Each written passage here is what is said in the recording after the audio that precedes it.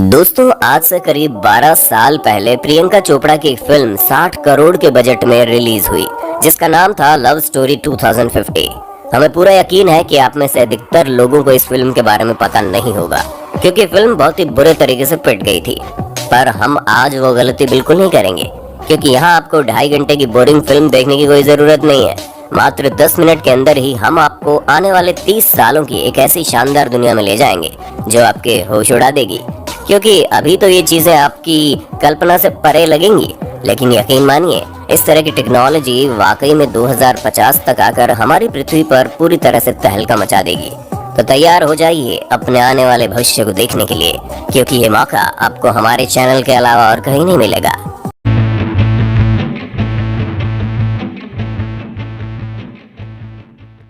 चलिए, सबसे पहले हम 2050 तक आने वाली टेक्नोलॉजी के बारे में बात करते हैं, क्योंकि तब तक आपको आर्टिफिशियल इंटेलिजेंस हर जगह देखने को मिल जाएगा। फिर आपको बिना वेटिंग लाइन के कहीं से भी कुछ भी सामान खरीदने की इजाजत होगी। साथ ही साथ बहुत भारी मात्रा में डेटा एनालाइजेशन शुरू हो जाएगा। कोई किसी से भी कहीं भी छुप नहीं सकेगा। हर तरह के अपराधी को पकड़ लिया जाएगा, क्योंकि आर्टिफिशियल इंटेलिजेंस की नजरें चारों तरफ फैली हुई होंगी, फिर चाहे वो कैसा भी एरिया क्यों ना हो। उसके अलावा वॉइस रिकॉग्निशन सिस्टम बिल्कुल इंसानों की तरह बिहेव करना शुरू कर देंगे।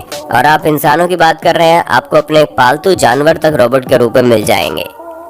इसके अलावा रोबोट हर जगह पूरी तरह से अपना विस्तार कर लेंगे और हर तरह के काम रोबोट के जरिए होंगे। यानी कि आने वाले समय में इंसानों के पास अगर प्रॉपर टैलेंट नहीं होगा, तो उनकी जगह लेने के लिए दूसरा इंसान नहीं, बल्कि पावर से चलने वाले रोबोट उन्हें टक्कर देंगे और वो कुछ भी नहीं कर पाएंगे। फिर चाहे वो टीचर, कुक, वेटर या फिर लॉ एंड एनफोर्समेंट ऑफिसर ही क्यों ना हो, हर तरह के काम के लिए रोबोट को पहले रखा जाएगा, क्योंकि उनका काम तेज और सटीक होगा।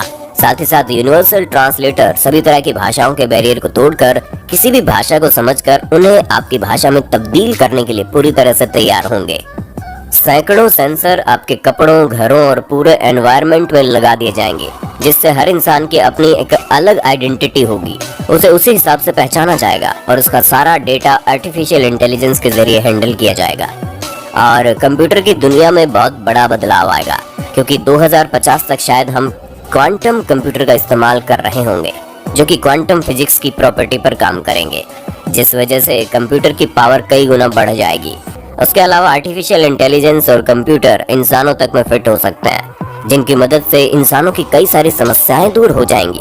क्योंकि अगर हम एलन मस्क के न्यूरोलिंक प्रोजेक्ट की बात करें, तो ये न्यूरोलॉजिकल डिसऑर्डर्स जैसे स्पाइनल कॉर्ड इंजरी और ब्लाइंडनेस जैसी बीमारियों को कंप्यूटर के जरिए ही ठीक कर सकता है।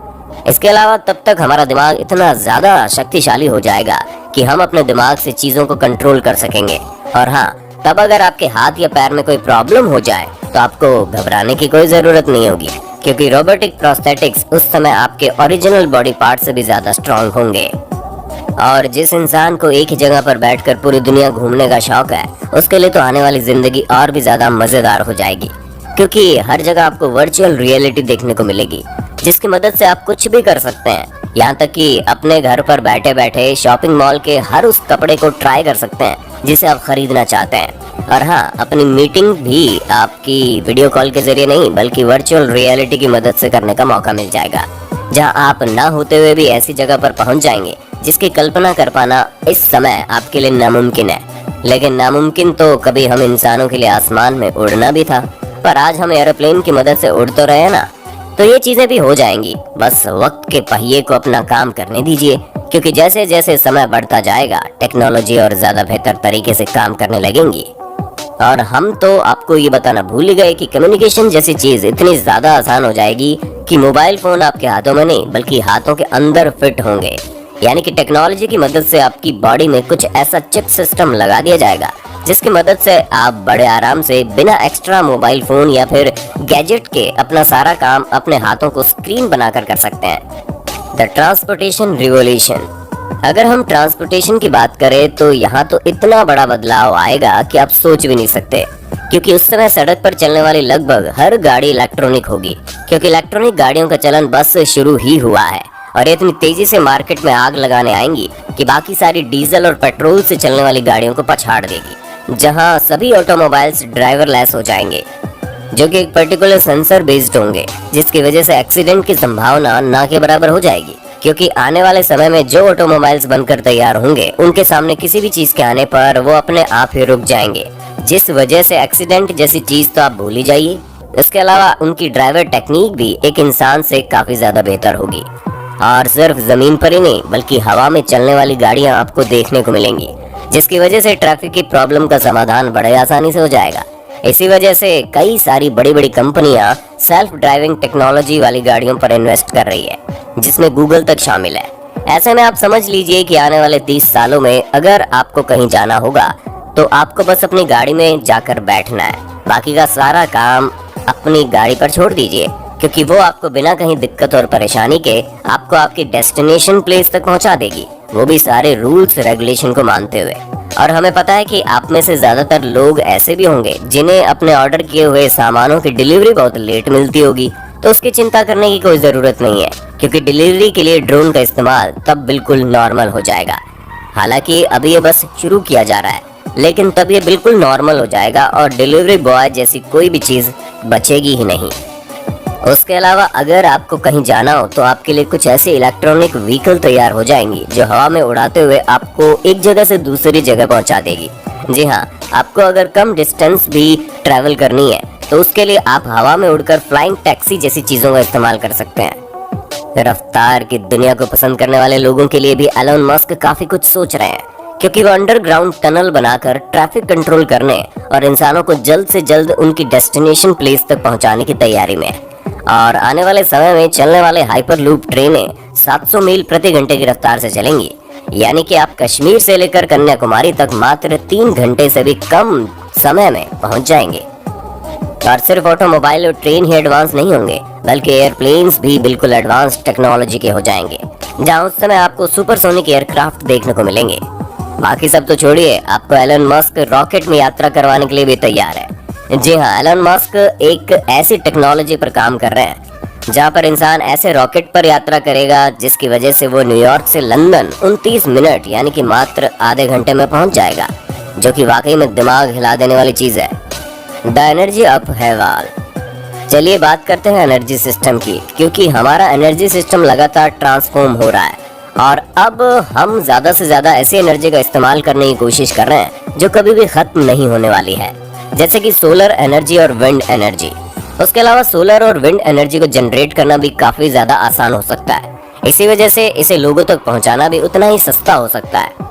हालांकि इसमें सबसे बड़ी दिक्कत यह है कि इन्हें स्टोर करके रखने की टेक्निक निकालनी पड़ेगी, क्योंकि जिस दिन धूप नहीं निकलेगी या फिर हवा नहीं चलेगी उस दिन दोनों ही तरह की एनर्जी काम नहीं करेगी। इसलिए इन्हें स्टोर करके रखना सबसे ज्यादा जरूरी है, ताकि अधिक से अधिक मात्रा में इसका इस्तेमाल हो सके। इसी वजह से रिसर्चर काफी भारी मात्रा में इस तरह की एनर्जी को स्टोर करके रखने की पूरी तैयारी कर रहे हैं, और ये तैयारी ज्यादा नहीं बल्कि आने वाले 10 सालों में ही पूरी तरह से कंप्लीट हो जाएगी। यानी कि 2050 तक आपको इतनी हाई बिजली के बिल भरने की कोई जरूरत ही नहीं पड़ेगी, क्योंकि आप अपने घरों में बेहतरीन तरीके से तैयार किए हुए सोलर पैनल लगवाकर अच्छी खासी एनर्जी स्टोर कर सकते हैं, जो न सिर्फ एनवायरनमेंट के लिए अच्छा है बल्कि आपके बैंक बैलेंस के लिए भी काफी अच्छा है। The second space race. बात पृथ्वी के बाहर की जाए तो वहाँ भी हमारा दबदबा बढ़ने वाला है, क्योंकि नासा आने वाले कुछ सालों में इंसानों को चांद पर पहुंचा देगा। और सिर्फ चांद ही क्यों, नासा की तो ये भी तैयारी है कि मंगल पर ज्यादा से ज्यादा लोगों को भेजा जा सके। और सिर्फ नासा ही नहीं बल्कि एलन मस्क की कंपनी स्पेस एक्स इस पर न जाने कब से काम कर रही है, जिसके लिए वो लोग रॉकेट भी तैयार कर रहे हैं ताकि इंसानों को मंगल ग्रह पर भेजा जा सके। यानी कि आने वाले कुछ समय में अगर सब कुछ सही रहा तो धरती पर न सही आप मंगल ग्रह पर जाकर अपनी जमीन खरीद सकते हैं और वहां अपने सपनों का आशियाना बना सकते हैं। Food and biotechnology. अब दोस्तों, जब हर जगह पर एडवांसमेंट हो रहा है तो खाने को कैसे पीछे छोड़ा जा सकता है, खास करके मीट को, क्योंकि मीट खाने के लिए जानवरों को मारना पड़ता है और जानवरों को मारने के लिए उन्हें सबसे पहले खिला पिलाकर बड़ा करना पड़ता है, जो सिर्फ और सिर्फ नुकसान ही है। इसी वजह से कुछ ऐसे मीट अल्टरनेटिव मार्केट में आ जाएंगे जिनकी मदद से आप मीट ना खाते हुए भी बिल्कुल मीट जैसा टेस्ट पा सकेंगे। और इस चीज में बियॉन्ड मीट और इम्पॉसिबल फूड्स जैसी कंपनियां अपने काम में लगी हुई है, जो मीट का अल्टरनेट बना रही है। यानी कि लोगों को मीट के पौष्टिक तत्व और स्वाद पाने के लिए जानवरों को मारने की जरूरत नहीं होगी, बल्कि वो उन्हें लेबोरेटरी में बने हेल्दी और टेस्टी मीट में मिल जाएगा, जो कि एक तरह की क्रांति जैसा होगा। क्योंकि आपको तो नहीं पता, लेकिन अगर इंसान अपने आप को स्वस्थ रखने के लिए जानवरों को मारना बंद कर देगा तो इससे सबसे ज्यादा खुशी हमें ही होगी। बाकी हमें पूरा यकीन है कि आने वाले कल के बारे में इतना कुछ जानने के बाद आपको ये वीडियो जरूर पसंद आई होगी। अगर हाँ तो इसे ज्यादा से ज्यादा लोगों तक शेयर कर देना। और आपका इस वीडियो के बारे में क्या ख्याल है हमें कमेंट करके बताइएगा। साथ ही साथ अपने होस्ट और दोस्त सैम के इस चैनल को लाइक शेयर सब्सक्राइब तो कर देना यारों। धन्यवाद।